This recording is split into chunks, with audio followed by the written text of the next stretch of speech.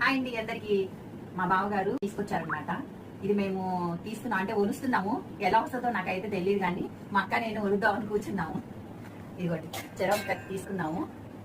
ఇలా ఆయిల్ పెట్టాను. ఇలా ఆయిల్ పెట్టి అతకదంట.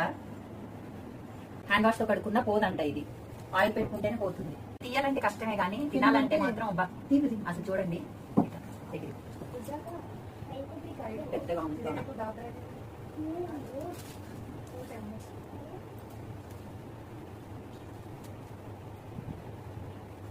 నాకు చాలా ఇష్టం ఉంది.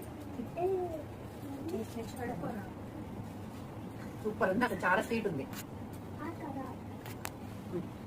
బాగుంది నిజంగా, చాలా బాగుంది. నిజంగా చెప్పినట్టే తీపిగా ఉంది. బాగా తీగి ఉంది. రాతి కాయల కన్నా ఇది బాగా తీగి ఉంది.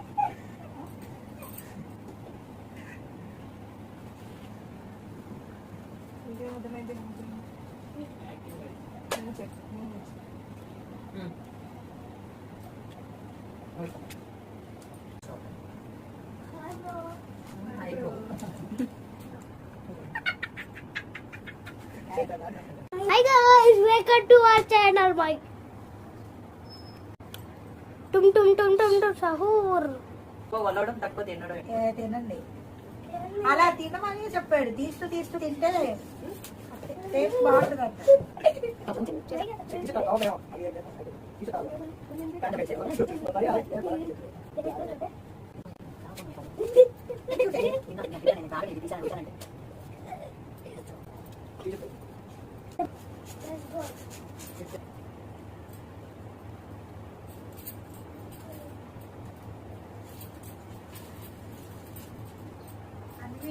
అయిపోయింది.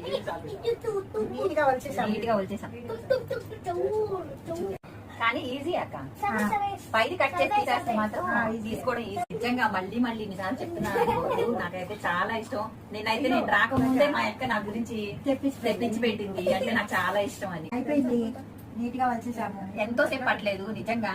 ఇప్పుడు ఇది బయట తీసుకోవాలంటే ఒక్కొక్క డజన్ ఇందాక చెప్పాను కదా 60-70 రూపాయలు ఉంటుంది. ఇప్పుడు ఇది ఎన్ని డజన్లు ఉంటుంది అయితే నాకు తెలియదు. ఇది మొత్తం మా బావగారు తెలిసినోడు అన్నమాట. హాఫ్ బద్ద మొత్తం 150కి ఇచ్చారు. నిజంగా అసలు భలే వచ్చినాయి. అసలు ఎంత తీగ ఉందంటే అంత తీగ ఉన్నాయి పనసకాయలు. వీళ్ళ ఇంటికి వెళ్ళినా పనసకాయలు తీసుకెళ్తాము, ఇక్కడికి వచ్చినా పనసకాయలు తెప్పిస్తారు. అంటే దీన్ని బట్టి నాకు పనసకాయలు అంటే చాలా ఇష్టం అనమాట.